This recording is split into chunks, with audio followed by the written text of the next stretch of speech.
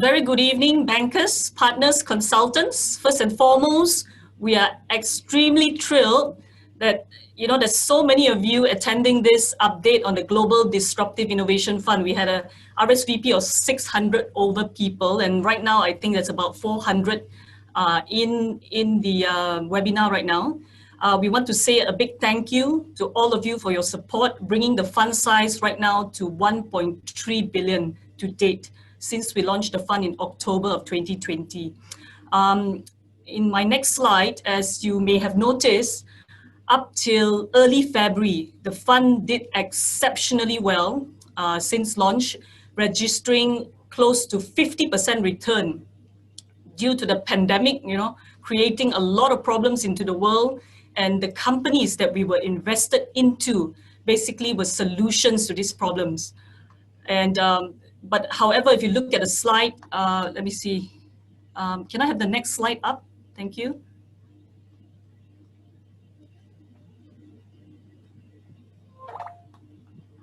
That's right.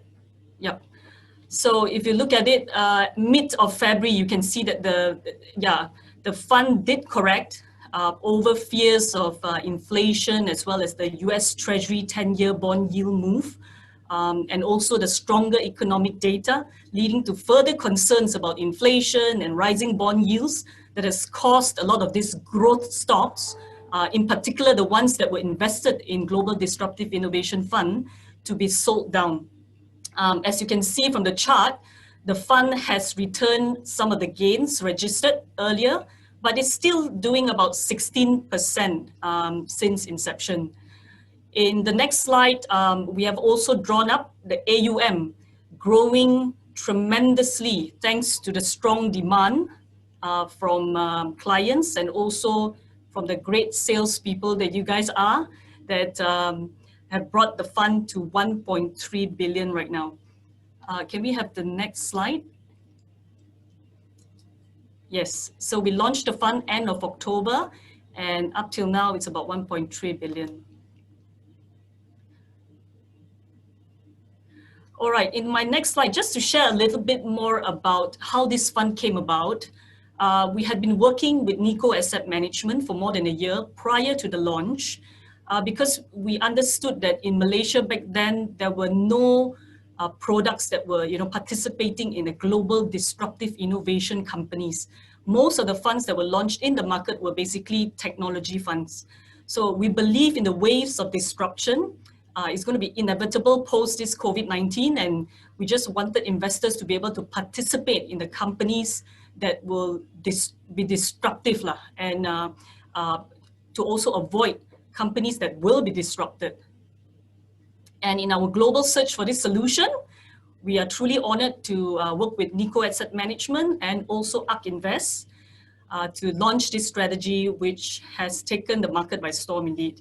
And to once again recap about this fund, it is basically a disruptive innovation strategy that invests into the 5 innovation platforms, namely the artificial intelligence, energy storage, robotics, DNA sequencing, and blockchain technology. So when you invest into this fund, you are basically investing in the future towards a better and more sustainable future. So I would like to thank all of you that have sent in questions upon registration. And without further ado right now, I would like to start the ball rolling and throw these questions to Darius. Hi, Darius. Thanks, Irene. Hi. Are you ready? I'm as ready as I'll ever be, I suppose. Thank you all again. Just to echo, Ime's sense of support and fortitude from every one of you. And already I'm seeing questions in the Q&A box. So just like to say that, if you have burning questions and you haven't submitted, please drop them into the Q&A as well. We'll try to handle both the pre-session questions as well as the live questions, and hopefully we can tie them up together and just stitch it into a conversation for everyone today. So please feel free to interact with us. It's not really a prezzo today per se, right, Ime? So yep. I'm all ready. I'm looking at the questions as we go as well. Yeah. All right. The first question is just simply what has been happening to markets. I mean, the Dow Jones, S&P 500, Nasdaq corrected, rebounded again, and then it's been going on a roller coaster ride. So why are markets reacting so aggressively to this hike Yes. in the US Treasury yields? Right. I like to say though, while this is one of the key questions or key concerns because of market gyration, right? I think I mean you will agree with me. This is one that's the hardest to answer right now because it depends on which version of news you're watching or which conspiracy theory you believe in. You know, there are so many out there, and obviously, you know, people are saying that, you know, with interest rate hikes, they are worried that this signals a cooling down of the equity market, and then this is where, you know, reality sets in, and everyone's just asking themselves, what can I sell today? What has made money over the last 1 year? And then the very obvious answers are all your tech companies, all the companies that have done very, very well from work from home, you know. So I'm going to give I mean, ironically speaking, for example, when I'm speaking to some of my fund managers, one of the value buys today, believe it or not, has become Coca-Cola, right? Because during pandemic, lockdown, F&B outlets are not buying Coke, airlines cannot fly, so they're not buying Coke. So this is where, you know, Coke's revenue has dropped so much, and now we are starting to think of Coke as a restructuring story, as a valuation story. So again, I'm saying this because when markets react the way that they do, and everyone has been sitting on double-digit gains from easily everything from your Facebook, Amazon, Tencent, Baidu, Alibaba, and obviously those that have, you know, jumped on the bandwagon and followed Kathy's call, bought into Tesla, those guys are out by multiples. So the moment market faces something like that, and there's a bit of a gyration going, it's very obvious which is the first thing that you will sell, and that is sell all these things that have been making money. Hence, we see the dip. Now, obviously, you know, we're going to be tackling questions again that has come in, and this is going to come and, you know, feature a little bit more on why do we still have, you know, believe in some of all these stocks and shares, which we're more than happy to share. But really, the honest truth is we don't really know why markets are panicking the way that they are. I mean, yes, interest rate is something that, you know, in the past signals a cooling measure for the US market and all that. But I do think that the reality this time around, I mean, is that when you look at the markets, the stimulus packages are very, very different from what you see in 2008. Now, again, if many of the bankers and financial advisors, they are on this call, they would remember 2008. A lot of the monies went into financial institutions to shore them up, to make sure they are solvent, to make sure no other, you know, banks, etc., would collapse and put further stress onto the system. But however, this time around, with many stimulus packages all around the world, it's governments directly putting monies in the hands of the people. And what this means as well is there's going to still be spending. There's still going to be, you know, a variety of people, you know, who are going to be putting that money back into the economy.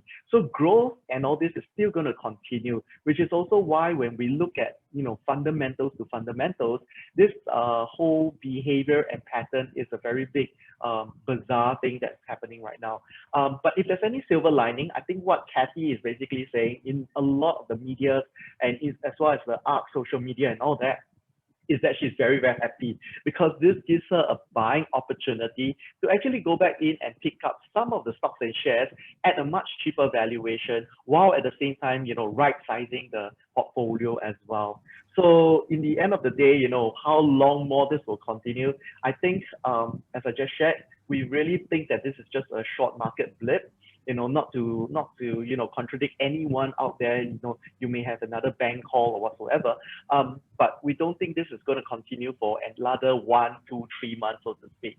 So in short time, you know, we're going to see some kind of a correction, especially in the market today, where all you need is the next quarter, suddenly some numbers look a bit more positive, you know, oh, employment is on the up, oh, consumption is on the up. That's going to carry news in a different direction all over again. Yeah. So Okay, I hope that helped. Yeah. Yep, thanks a lot, Darius. Now, I think after covering the macro, let's go direct to the fund. So Sure. how has ARK Invest managed this volatility that we saw and the risks in the market from the sell down? Which stocks basically contributed to this drastic drop in the fund price, and also Kathy's view on Tesla? I think the earlier video, she basically addressed it, but maybe, yeah, you addressed the first few questions first on sure, no stocks problem. that contribute, that means the detractors, which were Yes. the key detractors, inclusive of Tesla and some others, and what other things are ARK doing to manage this volatility and risk? Okay, So when we drew into the portfolio, to be very, very honest, yes, like what you just highlighted, certain names like ARC and all that have taken a beating simply because, and again, ladies and gentlemen, you got to remember, over the last 2-3 weeks, nothing has changed at Tesla, right? It's not like another car burned down, their factory burned down or whatsoever. It's still business as per normal. It's just what the market suddenly feels and the sentiments that are attached to it. And this is exactly what happened. Some of the bigger names, the more well-known names. So again, your Teslas, your Square, for example, some of the big healthcare companies and biotech companies like CRISPR and all took a bit of the bigger brunt of the hits, right? But what has actually done well, and maybe just to also sideline, or not say sideline, but to change track a little bit, back to answering your risk question. So in times of market-driven momentum, what Kathy always likes to tell people is that she has a tendency to expand the number of stocks within her portfolio. So as some of you, especially in the audience, you are gatekeepers and you have asked us this question before, we would share in the past that, Kathy typically has anywhere between 40 to 45 stocks and shares within her portfolio. But as what you saw last year in the 2020 run-up, what she tends to do is then she will expand the portfolio to hold something like 50, 55 stocks and shares. Now, I want to be very honest here. During those moments, some people have actually asked us, is she expanding the portfolio just because we have too much money coming in and she's forced to buy other names? And the answer really is no. This is her risk management kind of a style, in which when there's a huge market-driven kind of a momentum, she likes to bring in new ideas into the portfolio because overall market's going to help them run. So a good example is, like last year, they actually sold out of this company called Illumina, which is a tech company that helps with the DNA sequencing, genome therapy, and all that. And she introduced 2 other companies into the portfolio, which later on also ran up to about 30% of the portfolio. So this is what she means. When markets is on a bit of a steroid or a little bit on a high, everything just keeps running together. But then when you reach a period of time like now, where you see more volatility, what she then tends to do is to shrink that 55 over names back down to 50, back down to 45. And what this also, if you can follow the story here, the narrative is that in a lot of those long tails or the smaller positions that she had, she actually made money on them. So she's cashing out of those returns and then she's buying back into the so-called more liquid names. Now, when we say liquid, it's not because we're concerned about capacity or we're concerned about trading volumes and all that. But generically speaking, there are just some names in the portfolio that trade better than the others. And I think, on the stock market, even within Malaysia and all that, you will understand certain names are more liquid than the other. And that helps with her, on a ongoing kind of a trading alpha perspective. So when, as you heard, I may mention about the video, if you joined us a little bit earlier, that was about 2-3 weeks ago when Tesla shed quite a fair bit. Now, again, it was because of market momentum. It was also because some people got worried because Tesla was buying some Bitcoin into their company's P&L. And so the cumulative news caused Bitcoin to drop very, very quickly. And so that was Kathy's buy-in opportunity again. So she trimmed that portfolio and bought in. So maybe I may just to give a, shorten and a summary kind of answer. What is Kathy's risk mitigation at the end of the day? I just want to summarize 2 sentences. One, she is still very much a value investor. So all those out there, please rest assured, she's not buying into companies as they're trading higher and higher, because at the end of the day, she looks at valuation. She's very fundamental at heart. But the second thing is she tends to either play with the sizing of a portfolio, and at the end of the day, the result is she becomes a bit of a trader, and that is her risk mitigation kind of a methodology. Sell some of the long tail, bring everything back to stuff that trades well, and then as market continues on the momentum, expand back, bring more ideas back into the portfolio. And this is something that is not just for this 4 months that we have seen, it's actually something that we have seen over the last 3 to 4 years when we have been working together with the ARC Invest team. All right, thank you, Darius. Okay, I see a lot of questions on the ETFs actually. I know ARC has 7 ETFs, of which 5 did more than 100% return over the past 1 year. Okay, there's the ARC Innovation, you have the ARC Genomics Revolution, ARC Next Generation Internet, the ARC FinTech Innovation, ARC Autonomous Technology and Robotics, the 3D printing, and also ARC Israel Innovation Technology. There is a question over here. What is the connection of the target fund to ARC Innovation ETF by ARC Invest? Does the target fund feed into the ARC ETF? Okay, thanks. So we'll take this, long story short, is the answer is no. Okay, so maybe just to share, what happens is the ETF is just the ETF. Our Nikko AM fund is a Nikko AM fund. One is obviously an ETF registered under the US jurisdiction. Ours is a UCITS fund, which is registered under Luxembourg and all. But at the end of the day, the brain power, if you like, is still the ARC investee. So our unit trust fund is meant to mirror very closely to the ARKK, which is their flagship strategy ETF. So whatever they're putting on trade there, they will let us know, and we'll be putting on trades in our UCITS fund as well. Now, I just want to put one thing up front so that everyone also understands and gets comfortable. The trading and all that is actually done by Nikko Asset Management America. Because again, I have gotten questions like, oh, if your fund's a UCITS fund, then you're trading in Europe hours. Then when Kathy and all trades in US hours, and then we're out here sitting in Singapore, Malaysia, are we having all the timing mismatch? So the answer is no. While the fund is jurisdictionally managed in Luxembourg, because it's a UCITS, the fund managers trading the stocks and shares actually sit in America. So it's real time. As Kathy is, for example, buying Tesla, she's letting our guys know in the US, I'm buying Tesla. Here's the model, buy up to that weight, etc., etc. If she's selling anything, same thing. She's letting us know, and we are executing real time together with her, at the same time. So the only difference, realistically speaking, is because of the jurisdictional differences. The ETF, for example, is not bounded by 10% holding limit. So there could be certain times you see Tesla become an 11, 12, 13% weight. But because on the UCITS side, we are always capped at 10%. And this is not just our fund, it's any fund, mutual funds, and many of you will know this.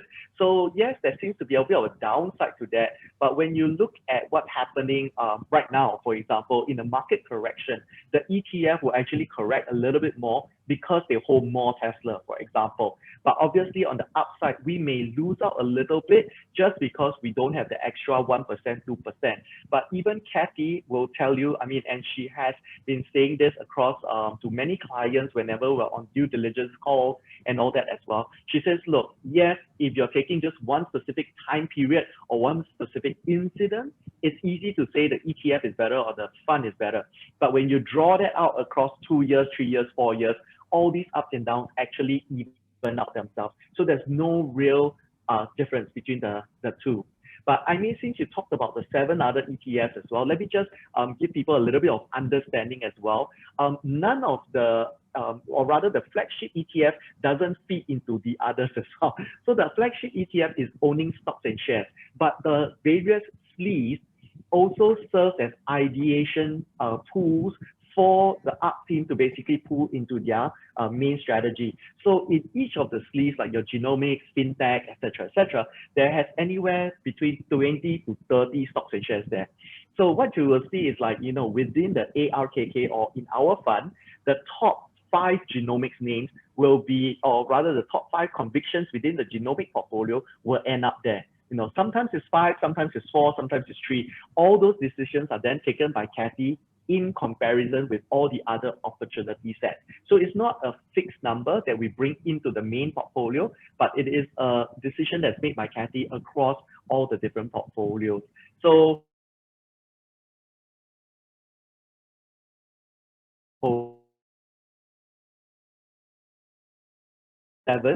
from some of all these leads into the main strings, she's just bringing back into the same case they need to bring that up. So again, I hope this also gives you understanding that some people is going to ask this, where do we see more opportunities coming in the future? Can we sustain this, etc., etc. So from every subsectors, if you like to call it that, or every technological platform, do remember she has 20 to 30 names, and right now she's only calling the best five, into the mainstream strategies at this point in time. Okay, thanks, Darius, for the clarification. This $1 million question again. I have investors that have just invested into the fund in January and then again in February, averaging in. What should they do now? Should they continue to average in? Right. Of course, this is I think it's a multi-million-dollar question. If I can tell, honestly speaking, you will just follow my market timing. But the reality is, I do know it's very painful for some clients to actually buy in and then just to see the NAV drop very, very quickly. And I want to be very honest. Before I answer this question, same thing happened last year. To be very frank, my own staff, that means my own Nikko AM colleague, she was contemplating the ARC strategy. She bought in January, Feb as well. And everyone here will remember last March, there was that dip. And first things first, she scolded me. She was like, "Lao Pan, you asked me to buy, and then in March, the thing dropped. What's going to happen next?"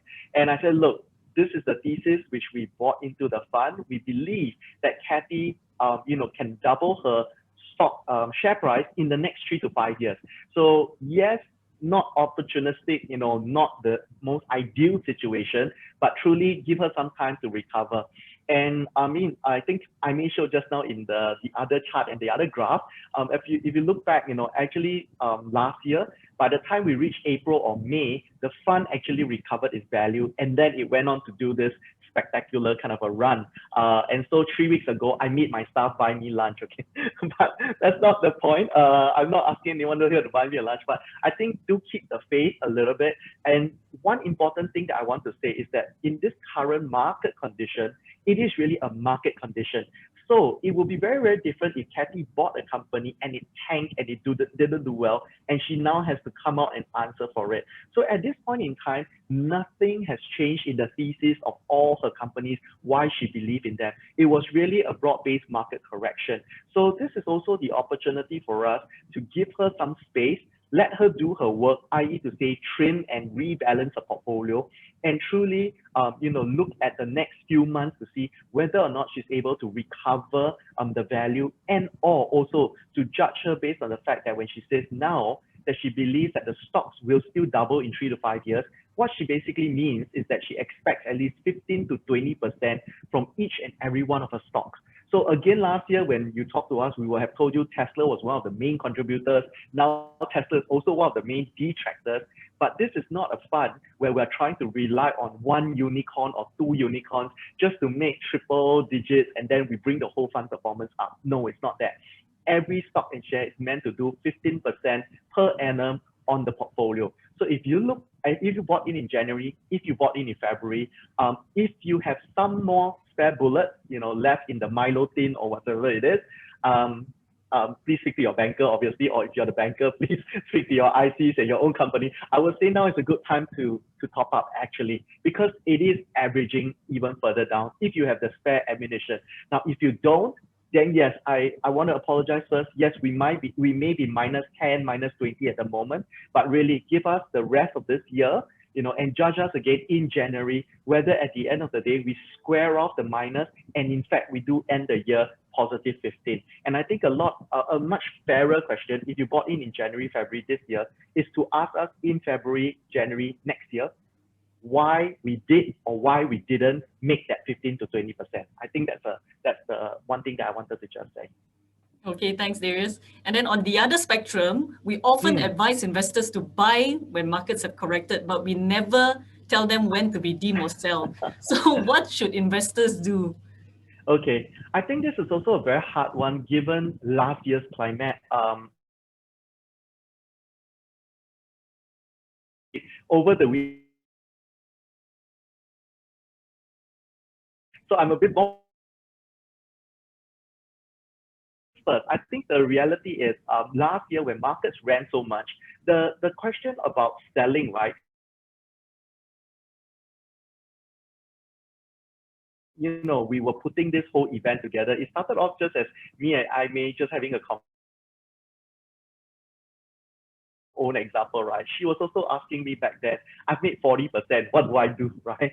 And the reality is, if you had taken that off the table, where are you going to distribute it? And I think back to what I shared earlier on about the stock Illumina, right? Let me be very frank, when Kathy and team sold out from Illumina, the stock continued to run by about another 15%. Right. But the reality is, and clients were asking us, oh, why do you sell out of Illumina when, you still had 15% more to make? And Kathy and team, they were very, very honest. They say, look, obviously, if we could time it exactly at the peak and the trough, we would not only be millionaires, we'll be billionaires probably. But the reality is they were happy to walk away at that point in time because they felt that the thesis of Illumina being able to double its share price in the next 3 to 5 years was no longer there. So while it still made 15% great for Illumina, could it do that next year, the year after, and all that? Maybe not. So instead, when they sold out Illumina, the opportunity cost came that they invested in 2 other companies, which I shared earlier on, have now become 30% up and all that. So this is exactly the same thing. While it's happening at the portfolio level, the fund manager obviously their job is to find that next opportunity. And the question I want to say is that, look, if we had made that extra money, where would we have been taking the opportunities and, streaming to what else would we buy? And because I did some of the seminars, like I said, over the weekend, well, now maybe I would say, the right answer would be, what is your expectation of ARC, right, of this particular fund?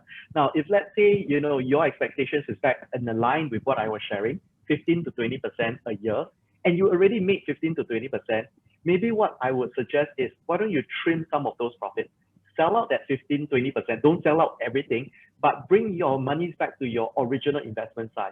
And then that 15, 20%, you could park it into maybe one of the funds that, the income funds that Affin Hwang manages, for example, and you take that as a bit of a defensive play, still getting equity exposure, but earning an income.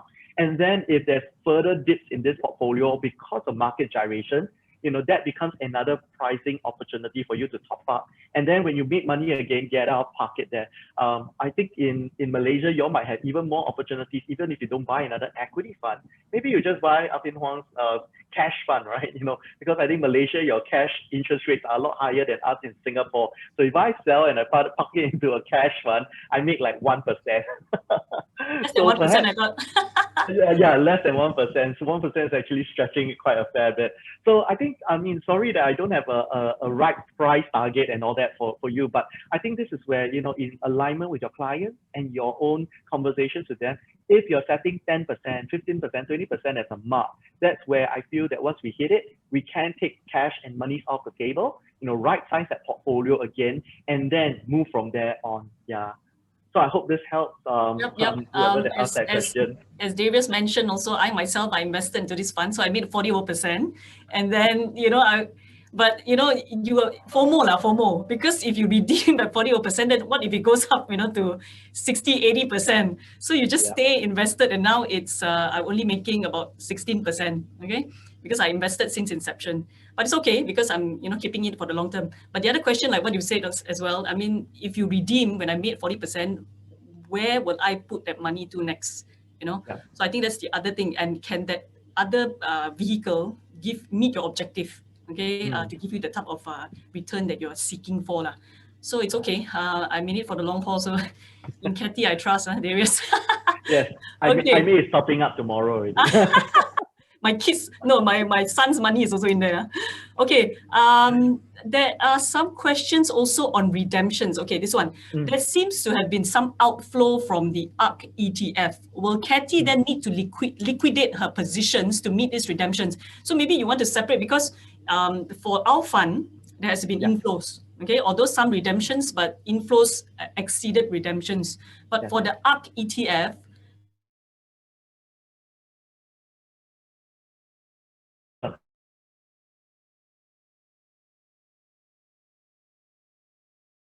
and I'll flash a slide up, but not to worry, I'll also forward that slide on to Aimee and team so that they can send it to your, as a PDF and, just done. She's And it's very interesting because as an ETF, we often think that she is actually involved in the buying and selling of the stocks and shares. And she actually clarified to say, look, actually with the ETF, she's got no concerns what the inflow is. So the inflow could be 10 billion tomorrow and then 10 billion outflow. She has no view on it whatsoever. Her job as a fund manager is really to just say, what is my weightage in the portfolio in this stock, that stock, and all. But the redemption question is very, very real. And for many out there who actually have bought ETF and all that as well, she's explained that there is this other ecosystem known as the market makers as well as the placement agents. And these are the guys that actually have to buy and sell to create the liquidity for the ETF. And in fact, throughout this volatility period, and some of you may be asking this question or having this concern because you read in the newspapers billions of dollars have left or whatsoever it is. She actually shared that none of the market makers, and in the US, they have 20 market makers. So it's not like, and again, I give that in context. I'm not sure, Affin Hwang, I know you guys have some fund ETFs as well in Malaysia. Maybe you can comment from Malaysia's perspective. But just to give you an example, in Singapore, we are a very big ETF provider, but we only have 3 market makers in Singapore for our ETFs and all that. Maybe 1 or 2 of them have 4 or 5 market makers, but in general, that's about it. So for the US side, they have 20 market makers, placement agents and all. And these are the guys that are also brokerage companies. So sometimes when they accept or, a trade, whether it's a subscription or redemption, it actually goes into their own proprietary book, because they are making that liquidity for the market. And over this entire period, not one of the market makers have actually called back to us and say, look, I cannot handle the liquidity. We need to widen the spread, the bid-ask spread on the ETF.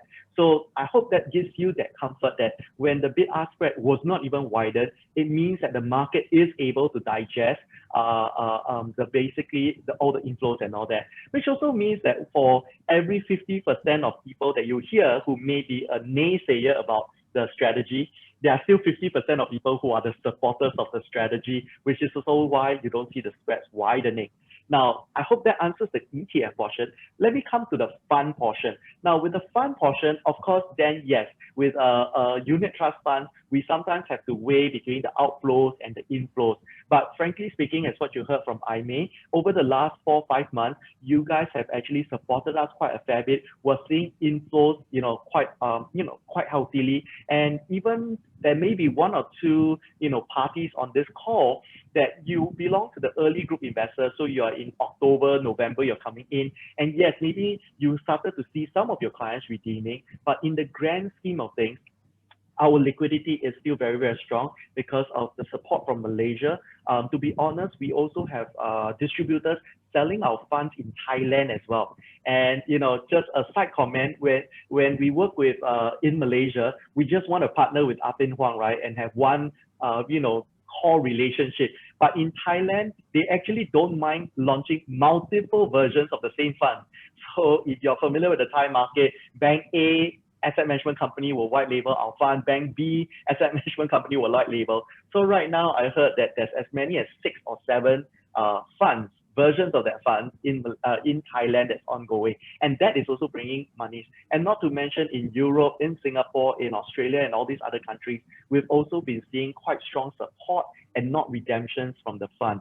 Last but not least, to give you also another comfort, when you look at our unit trust funds, AUM as a whole, 50 to 60% of that actually comes from Tokyo citizens. So we have our head office in Tokyo launching a Japan domiciled vehicle, and they have also been feeding into the UCITS funds. And if you know anything about Japanese investors, they are actually very, very sticky investors. So they don't redeem. I mean, I won't say they won't redeem. There are some people taking profits and all that, but by and large, we see a huge chunk of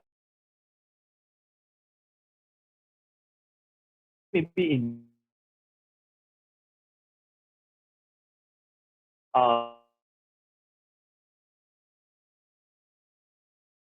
inflows, we've actually seen a net contribution in terms of the sizing of our users able to deploy.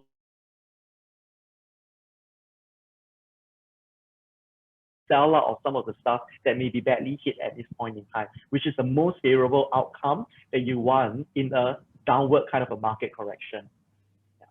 Okay, thank you. Thank you, Darius. Another question is on the outlook for disruptive innovation, healthcare, the tech sector for 2021. Maybe you can comment on that. Yes. So I think the outlook for 2021, I want to just broaden that view into our outlook for 2021 and beyond to 23 and 25.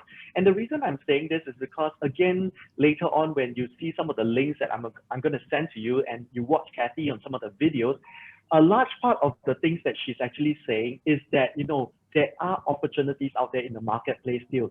And of course, it's very, very difficult to say this year it's all going to go like, you know, up 30% or up 40%, etc. Which is why she often says that when she looks at the grand scheme of things, you know, in terms of where market valuations are, for example, for certain sector or for certain company, she doesn't believe that these companies will not double in the next 3 to 5 years time. So one favorite, you know, since you talk about healthcare, let me use that as an example. You know, a lot of all these companies, so if you take CRISPR, if you take, you know, all these companies that are related to healthcare DNA within our portfolio, and you sum all of these companies up, right, they are just a little bit, you know, of north of about $2 trillion today. And 2 trillion, she says, obviously, if you look at the biggest companies in the world today, Apple is $1 trillion, right? But, you know, in her point of view, of course, Apple can still innovate, they can still do more things with their products. But her point is that Apple is not going to be saving lives from the perspective that they are not trying to discover the next medicine or whatsoever to cure cancer, monogenetic diseases, and all that. But all these companies, they are. So to her, it's very easy to see that once these companies, especially, they come up with some drugs that will tackle all these monogenetic diseases, cancer and all that, it's very easy for her to, you know, to see that it's going to quadruple in value, it's going to tenfold in value in the next 3 to 5 years. Will this be the breakthrough year? She can't say for sure because she's not doing the lab tests and all these others, but she knows that they are not far off from having medical breakthroughs in the next 3 to 5 years. So again, this is what she means by when she looks at what the opportunity set is, and if that thing comes to pass and their thesis is correct, how quickly this will scale up and all these others. And that's the same thing, I mean, when you look at, for example, and I'm going to use this as an example because I know this is a favorite question, Tesla, right? So everyone keeps asking, you know, where's Tesla going and what's the opportunity set and all that. And already, you know, in one of the videos, she has been saying that, look, a lot of people see Tesla and, you know, because of the traditional matrix, they are comparing Tesla still with the likes of Toyota, Honda, and things like that. But she says Tesla's next, you know, objective is to be an autonomous taxi network. And she says, if you look at the autonomous taxi network today, yes, it's in the billions and all that, but she thinks that it can scale up to something to the tune of $7 trillion. And in order to get there, you need to be a car company that's efficient, which is why she thinks Tesla has that advantage because of the EVs. You have to have a company that knows what it's doing. And Tesla is the only company right now with AI chips within their cars, getting data, getting real, you know, information of the vehicle itself. And that's going to help with autonomous driving and all that. And that's why she says when the industry, and she's not saying Tesla will scale to 7 trillion, but when the industry scales to that amount, it's going to be a case where winner takes most, if not winner takes all. And that is right now, you know, judging by the current players in the field, is looking like either Tesla in the US market especially, and maybe some of all these Chinese, you know, companies in China in time to come.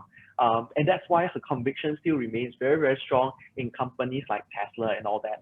So coming back to the question, obviously this has not changed very much, even though there's been the recent market gyration. But right from January and Feb, you know, with all the work that's been going around genetics, you know, vaccines and all these others, she still feels that this will be the year 2021 in the short term, will still be the year of genomics and healthcare. Theme that was and obviously at home still. I'm not sure where everyone else on this call is, but work from home will still be prevalent. Of the,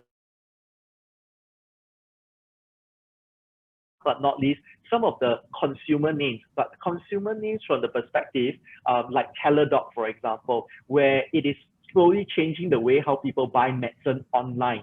So some of all these companies have benefited largely during this COVID-19 year of the lockdowns. We internally joke in 2020. But that means that because people had to be forced to use technology, many of them also now experience the convenience of it. And the reality is many of them may not want to go back to the traditional way of buying stuff.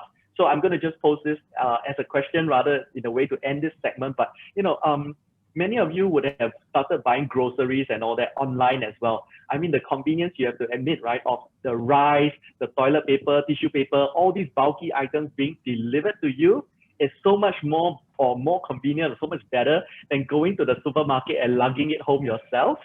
So the real question is, while you still may go to the supermarket for some of all these soft items, like you like to pick the fruit, you like to pick the vegetables, I'm pretty sure that there will also be some change in the way you consume even such daily necessities and all. And that's what the next theme is within this portfolio itself as well. Some of all these industries that have given people the taste of convenience, the taste of doing things a little bit more, advancedly. And these are things these are habits that will not kind of reverse trend because it becomes something so convenient and impact our daily lives.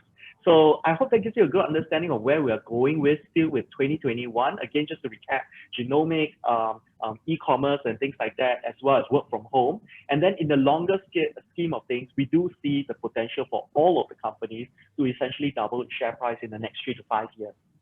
Okay, thanks, Darius. So you've touched a little bit about that because the question that I have here is what rebalancing has Cathie Wood done so far? And also you mentioned also that, when Tesla was sold down, she added more exposure into it. What about the other stocks, Roku and, the CRISPR and the others? Right. So generically, I mean, because she's done, let me be very honest, guys, I'm not evading the exact question, but because she's done so many trades. So I would just say generically, as you see the portfolio, some of the things, again, with the market correction, yes, the general trend was everything tanked downwards a little bit, but not to forget, because then at the back end, she's comparing the historical price, which is bought many of all these other companies as well. And it's just safe to say that some of the names in the top 10 holdings will not be the immediate names that she's topping up into. So if you follow the whole idea of top slicing and topping up, the number 1 to 10, frankly speaking, could be the names that she's selling down, taking profit off, because when we had 2020, these were the guys that ran up so much, that they started to appear in the top 10. Like you mentioned Roku, right? So honestly, she has not been adding to Roku, for example. But if you look at our fact sheets from the last year coming to this year, Roku was a name that steadily went from number 5 to number 7 to number 5. And now I think my latest fact sheet was number 2, right? Similarly to Teladoc, I remember it was, only in the top 11 to 20 sometime last year. And then they popped out at number 9, it went to number 7. And then I think at one stage, it even went to number 5, for example. So just to give you the flavor that as some of all these companies are popping in, it's not because she's been buying more and more of them, but really performance has been driving them up. So she's selling all of them. And to be honest, she's then topping up into some of the tail numbers that don't pop up usually in the top 10 holdings. Yeah. So Okay. I hope that, yeah. Yep. And how does Nikko manages the portfolio with a view that US Treasury will steepen to 2%? Because right now I think it's about 1.5, 1.6, right? Yeah. Right. And it had a big move from 1% all the way to 1.6. So then if it goes to 2%, how is it going to impact the portfolio? Right. So I think this is a very important question, but I'm glad to say the answer, long story short, is no change. Because again, as you will know, we are not trying to be clever about this entire portfolio. So as I shared earlier on about how our US manager trades real time together with Cathie and the team, right? It's not going to be a case where today she says, okay, no, I don't believe in her, and trading, nuances about what prices, and all that they're aiming and targeting. If about where interest rate is going, or she's agnostic to the interest rate, directionality, that's exactly what we're going to be doing as well. We'll be trading, we'll be buying, regardless of what's happening with, this whole interest rate trading front and all that. Yeah. Okay, thanks. Another question: in the near future, if tightening policy is implemented, do you think the performance will be affected, like what's been happening now? Right. I think this is, again, a very, very tough question to give you a yes and a no. But back to my earlier statements again, we do think, and we've discussed this at length, and in fact, one of the videos that I will be sharing with you all, and maybe I should just share screen just for a very quick moment now, I may, so everyone knows that I have this. Let me just jump ahead. So I put together this, and you can see the very first one, if you're saying volatility, skepticism, retail versus.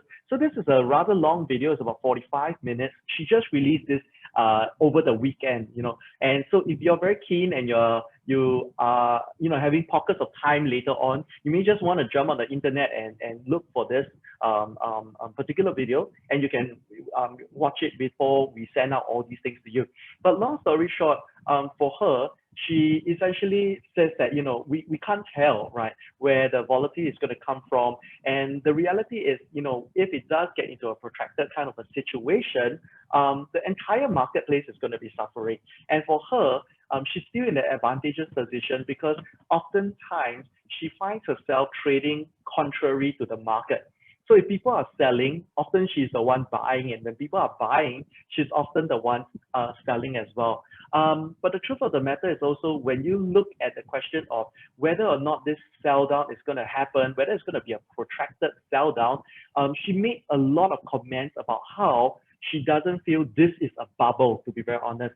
And she contrasts this not just because she feels it, but she compares this in data to like what she sees in 2008 and what she sees from the tech bubble, I think it was around 2002, 2004.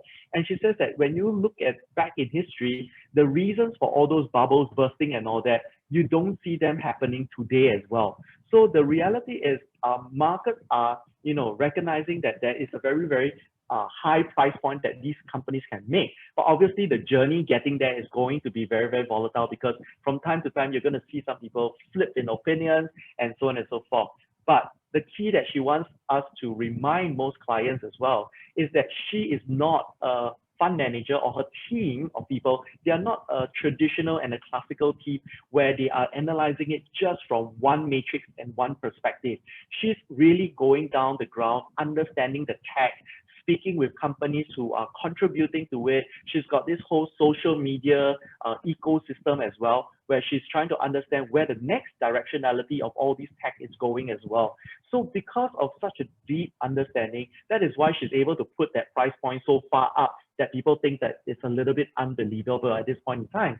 So with that as a backdrop and all that, we're not going to say that, the recession is or is not coming, but rather the flip side is that if the recession does come, we are more than well poised to take advantage of any price opportunities there. And if market continues to run, she's very confident that the stocks that she basically owns will be the ones that will be running in the next 3 to 5 years as well.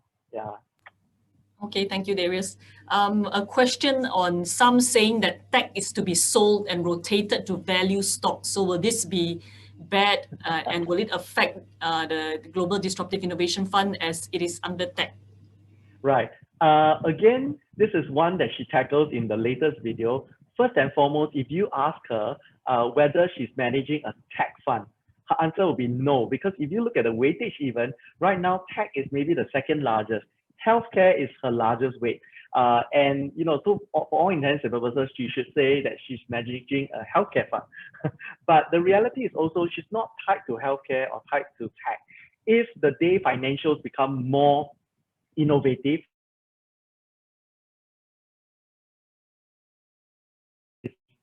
so oversold, should be gotten out of, well, maybe through mainstream guys like Apple, Amazon, etc., because for them there's not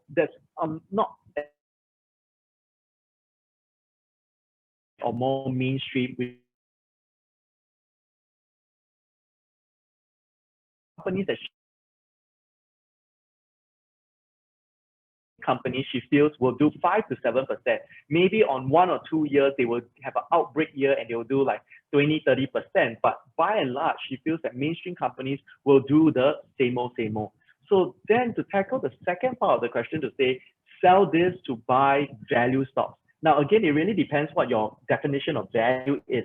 If your definition of value is that of a traditional fund house, so then earlier on I mentioned things like Coca-Cola and all that. Yes, those are your value play now. So what you should do if you're following the traditional mindset is sell out from all your Facebook, Amazons and all that, and then buy Coca-Cola. But the reality is most clients don't equate these two to be like for like. So I'm selling out of a very high growth stock and then I'm going into something, you know, that is kind of more mainstream, just making the 3 to 5%, maybe some dividend and all that.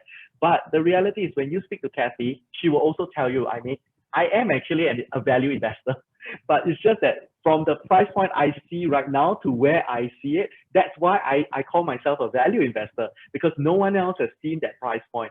And this is a term, I'm not just coining or making this up, but this is something she's been saying ever since she bought into Tesla in 2016, 2017. When people were asking her, is she funding, you know, some of all these unicorns? This is what people were saying back then, it's about Tesla, or is she trying to be, you know, playing into growth? Her answer was no, I'm actually a value investor. I see so much value in Tesla that at the bear case scenario, it's still 10 times higher than what the price is today. And hence I'm buying it.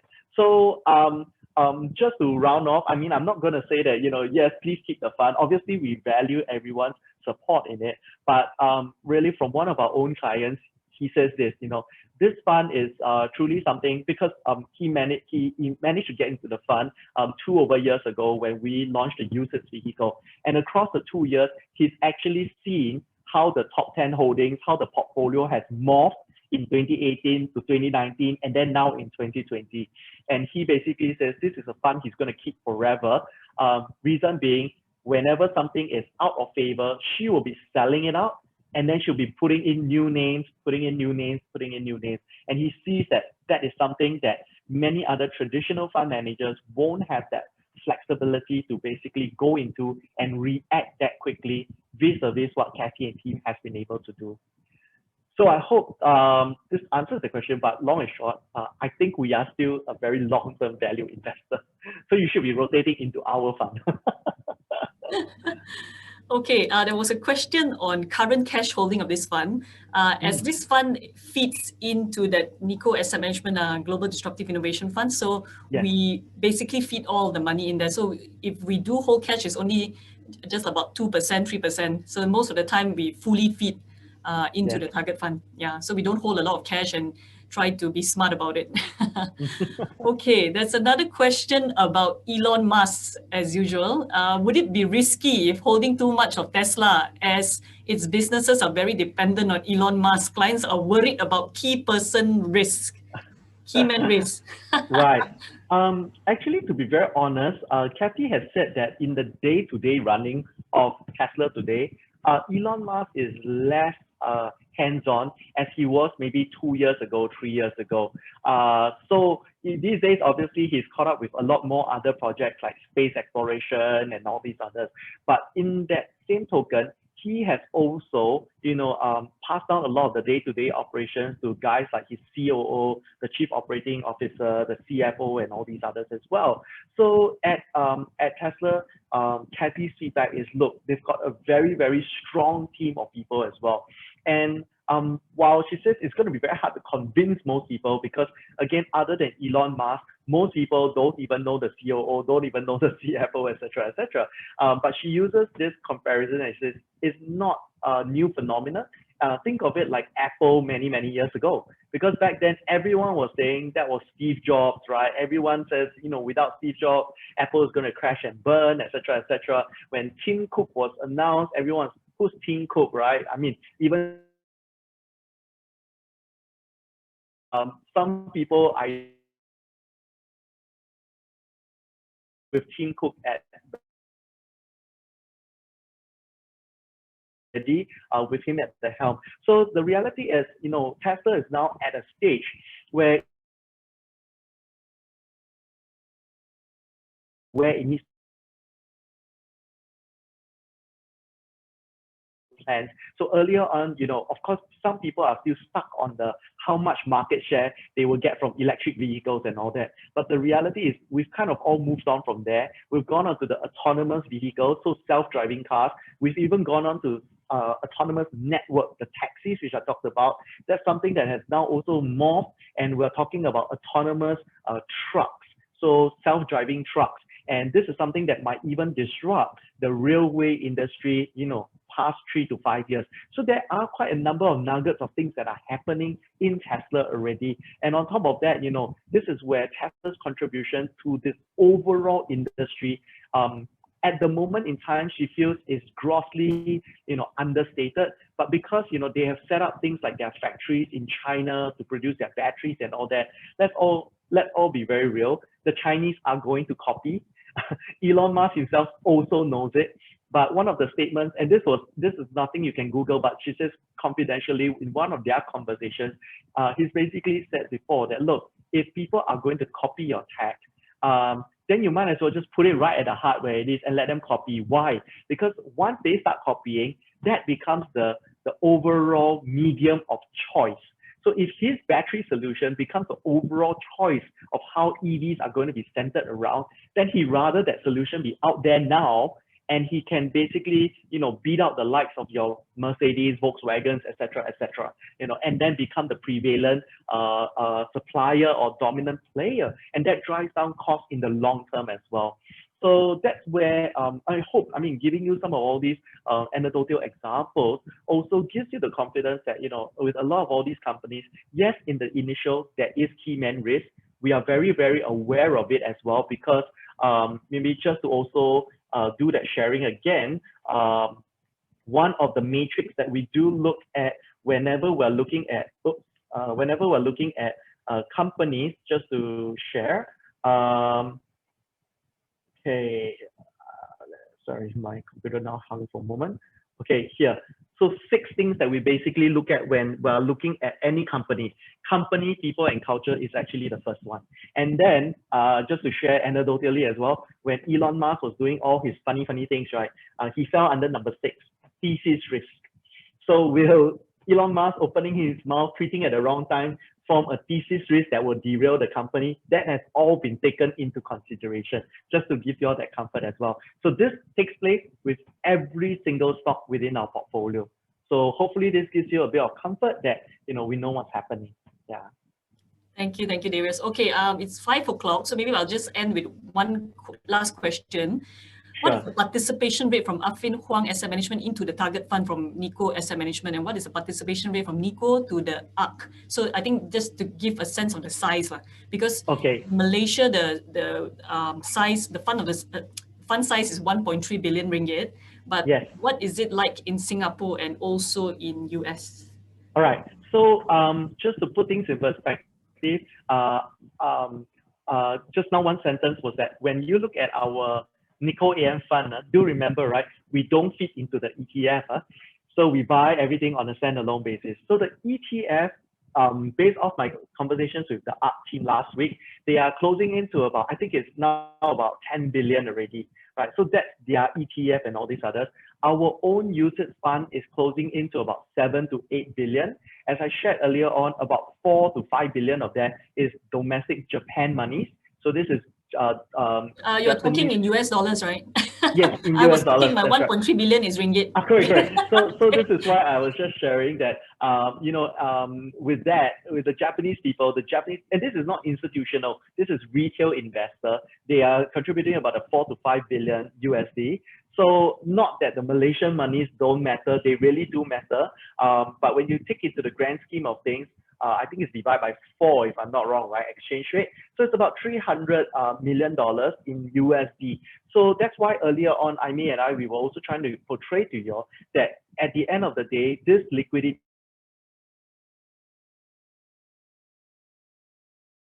$8 billion, 300 million at the total fund size. This fund. Right, so $8 billion, 800 million will be 10%. You're just slightly under 5%. So if it really needs and I hope this redeem at one time.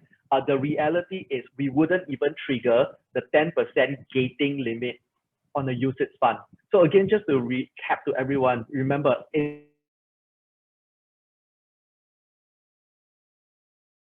10% of the overall NAV, the fund manager may choose to gate the fund, etc. Fund completely. We won't even have call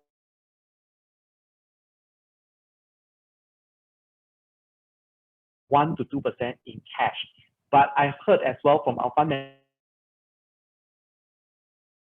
inflows every other day, they don't even keep quite small on a day-to-day basis. Yeah. Okay, thank you. I still have a lot of eager people asking some questions. What is your average price to sales of the portfolio versus Nasdaq's average price to sale? Would you know that? Would you have it offhand? Okay, I don't have the price to sale, but this is where, you know, earlier on, I was mentioning this 15 to 20 times returns, right?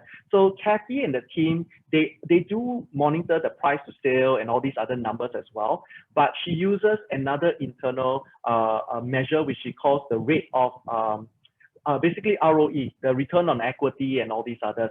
So when she meant, you know, 15 to 20% return, that's what she expects as a return on equity. Right now, her average of the portfolio, she mentioned was her return is right now about 22 times. So hopefully this gives you a bit of comfort that that's where she sees the doubling effect. And that's why she's so confident of the doubling effect. Based off whatever financial modeling and calculations, each company needs to return ROE of about 15 times to 20 times. She's seeing currently it at about 22, even 23 times ROE. Yeah. Do let us know if you need that number, then we'll get the exact number. Okay, yeah. I think, okay, yeah, we'll revert to the person that asked this question. Sure. There was one question on gating of mutual funds. Basically, I think what this particular person meant is gating of redemption. So that means in a situation where there is massive sell-off of the fund, whether the manager will, you know, put a stop to it or ask for a longer period of time to meet those redemptions. I think maybe you might want to comment. Okay, so I think, to be very honest, there are two levels here that we need to address. The first gating level will obviously be done at Affin Hwang's side. So I may mention that the fund is now about 1.2, 1.3 billion, I suppose. So if 10% is the gating level, I suspect that's the case, right? I may at Affin Hwang's side. So you're talking about 120 million in one direction. And that's going to be something very, very extraordinary because, again, Aimee was sharing with me in October, November, 1 month, 120 million already was, I think was what you were saying, right? Yeah, I don't think there's an issue meeting redemptions, which we saw when people took profit a couple of months back. So there's no issue, meaning to say investors will still get back their money within the 14 days. So that is still in place and that's in the information memorandum. So we will honor that. So I think maybe at the target fund side also, I don't think there's an issue with liquidity, right? Correct. Because this is exactly what I was going to say. Because for the Affin Hwang level fund, they only own one holding, which is Nikko Asset Management Disruptive Innovation Fund. And so if you do get that 10%, which is 120 million ringgit, which is again divided by 4, it becomes 30 million USD. That is hardly you know, a drop in the ocean, to be very, very honest, within our Nikko AM fund. Because again, our fund is about 7 billion, 8 billion. So 30 million, that is very, very comfortable. And so you also just heard from Aimee that, you know, you will need to see almost, hoping that with your support. So redemptions and subscription. So you've got to really have a net redemption flow of 100. It's not And similarly for us, it will take a very extraordinary event for us to see outflows in Malaysia, Singapore, US, Japan, etc., all on the same day for us to even hit that 10% limit on the usage level fund. And even if it does hit, not to forget, then when you look at even just the top 10 holdings, many of the names that we hold today are very, very liquid. Yeah. And to give you that final comfort, even the ARC team, although their core is they're also managing their ETF, which they have no concerns whatsoever about liquidity and all, because as I shared, it's all up to the market makers and all that. When they are doing this advisory model for us at Nikko AM, one of the key concerns and that they're always looking out as well is the liquidity measures from a redemption perspective. So most of y'all would know fund managers, we actually run this test in a normal case scenario, in a stress scenario, what percentage of the portfolio can be liquidated, so on and so forth. And these numbers have all remained very, very healthy, even throughout last year, March, even currently, with this sudden market pullback, that has never been an issue whatsoever. Yeah. All right, thank you. I think with that, we will end our update. Thank you so much for all your questions. We have 39 questions in total. For those that we were not able to address, maybe we can take it offline with you and revert back to your respective account managers or relationship managers.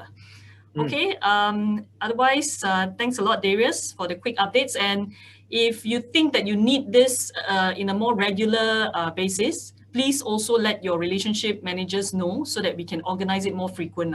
Okay? Yeah. Thank you very much and have a good week. See you all. Bye. Thank you, everybody.